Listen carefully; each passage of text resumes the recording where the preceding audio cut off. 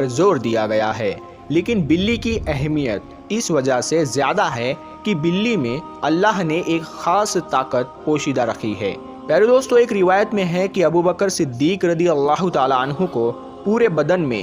شدید تکلیف ہوئی اور وہ صحیح طور پر کھڑے بھی نہیں ہو پاتے۔ وہ تکلیف اتنی تھی کہ آپ رضی اللہ تعالیٰ عنہ کو نماز پڑھنے میں بھی دشواری تھی، یہاں تک کہ ایک دن آپ رضی اللہ تعالیٰ عنہ نے ایک بلی کے بچے کی جان بچائی۔ جب کچھ وحشی درندے اس بلی کو مارنے کی کوشش میں تھے تو آپ رضی اللہ تعالیٰ عنہ فرماتے ہیں کہ وہ بلی کا بچہ ان کے پاس تھا اور کچھ دنوں میں ان کے جسم کا پورا درد غائب ہو گیا، اور پھر ایک دن اس بلی کی ماں اس بلی کے بچے کو ڈھونڈتی ہوئی آئی اور اسے اپنے ساتھ لے گئی۔ آپ رضی اللہ تعالیٰ عنہ فرماتے ہیں کہ اس دن کے بعد ان کو درد نہیں ہوا۔